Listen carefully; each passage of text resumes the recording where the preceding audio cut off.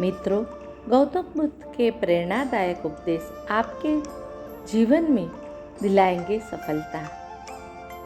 गौतम बुद्ध कहते हैं, क्रोध को प्यार से, बुराई को अच्छाई से, स्वार्थी को उदारता से और झूठे व्यक्ति को सच्चाई से जीता जा सकता है।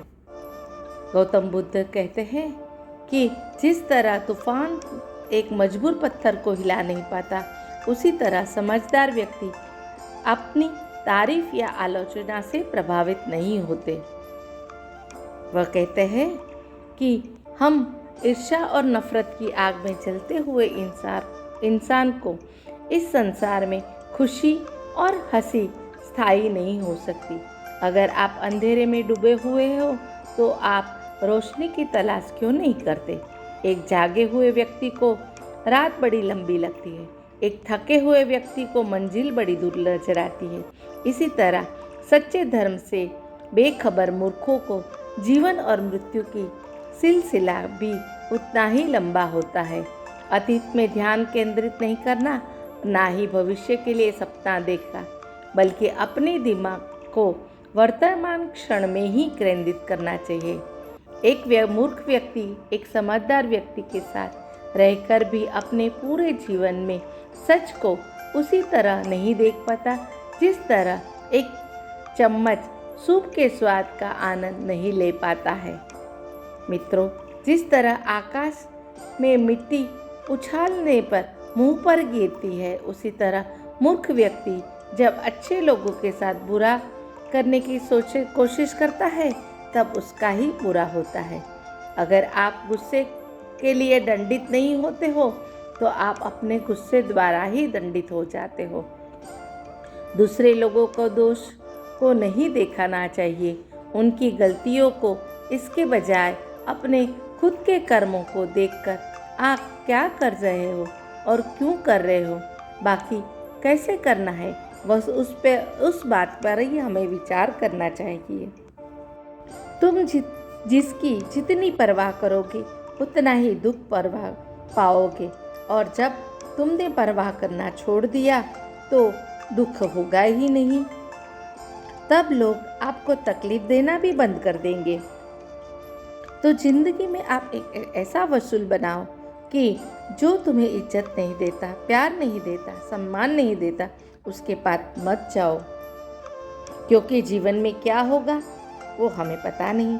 जो भी होगा वो अच्छा होगा, और या तो बहुत ही अच्छा होगा। जो भी होगा वो हमारे कर्मों का फल होगा। अगर हम सही है तो हमें गुस्सा होने की ज़रूरत ही नहीं है, पर अगर हमने गलती की है तो हमें गुस्सा करने का कोई अधिकार ही नहीं है। रूठ जाने के बाद कसूर किसी का भी हो चाहे, पर शुरुआत तो वही करता है जो सबसे ज़्यादा प्यार करता है। बुद्ध अपने उपदेश में कहते हैं, जन्म, मृत्यु, रोग, इच्छा आदि सभी दुख देते हैं। किसी प्रकार की इच्छा सभी दुखों का कारण है। तृष्णा और पर नियंत्रण करना चाहिए ताकि हम दुख से बच सके। सांसारिक दुखों को दूर करने का 8 मार्ग है, उसे अष्टांगी मार्ग या मध्यम मार्ग भी कहा गया है। मध्यम मार्ग को अपनाकर मनुष्य निर्वाण प्राप्त कर सकने में सक्षम रहता है।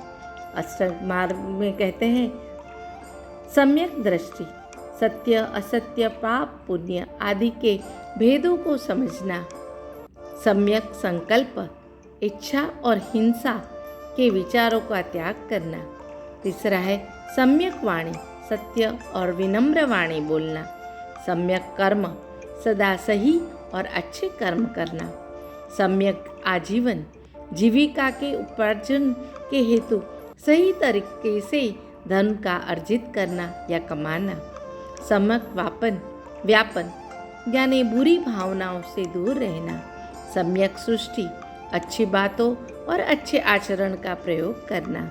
सम्यक समाधि, किसी विषय पर एकाग्र होकर, एक चित्त होकर विचार करना।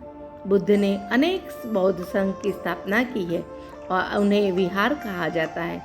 संघ में सभी जाति के लोग को प्रवेश करने की अनुमति थी। ये अत्यंत सादा जीवन जीते थे। भिक्षा मांगकर अपनी आवश्यकता को पूरी करते थे, इसलिए उसे भिक्षु या भिक्षुणी कहते थे। सरल और प्रभावी उपदेश के साथ बौद्ध धर्म का प्रचार करते थे। मित्रों, अगर आपको ये जानकारी अच्छी लगी हो तो लाइक कीजिए, शेयर कीजिए, सब्सक्राइब कीजिए और कमेंट में नमो बुद्धाय जरूर लिखिए।